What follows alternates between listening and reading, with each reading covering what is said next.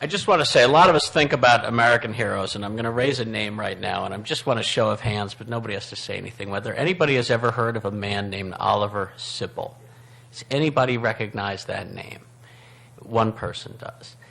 Oliver Sipple was a decorated Marine who served in Vietnam, was honorably discharged, and in 1975, Oliver Sipple was standing outside of a hotel in San Francisco, California, when a woman standing next to him pulled out a handgun and shot at President Ford.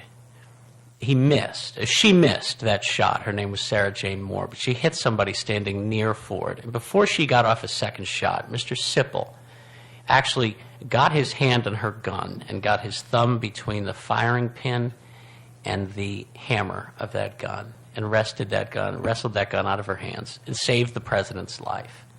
Now, the story after that should be as follows. He was invited to the White House. There are parks all over our country named after Oliver Sipple. He gets invited once a year to throw out a baseball at the first game of the World Series. The unfortunate thing about the story is that none of that happened afterwards. What happened afterwards is that the Secret Service and the White House found out that Mr. Sipple was gay.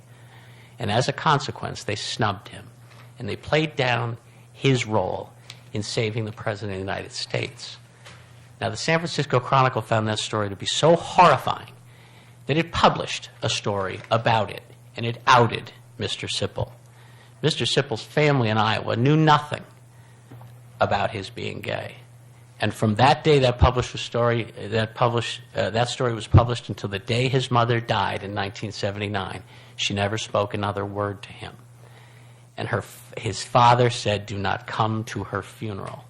And in 1989, he died of complications of diabetes and alcoholism and being overweight. That was an American hero. And what happened to him is because he was gay. And if you think that's something that's just happened 35 years ago, less than a decade ago, Matthew Shepard was beaten to death in Wyoming. And at the trial of the two people who killed him, they tried to raise the defense that their offense was less egregious because they did it to a gay man. Mr. DeVecchis, I wish it weren't brave for you to come up and say you're a gay man and you're asking us to pass a law to protect people like you. I wish it were the easiest thing in the world, but it is brave. And while you didn't save the President of the United States, it just so happens the President of the United States has an army of people around him.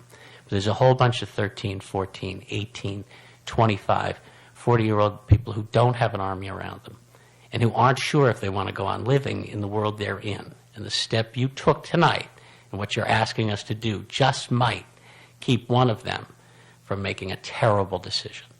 So for that, I thank you for being here. I will gladly champion this cause in front of this board, and I'm counting on the rest of my board to consider it very, very judiciously and very diligently. So thank you. That's all I have, Mr. Thank you, Mr. Holmes. And lastly, Peter Hickman, thank you for coming up and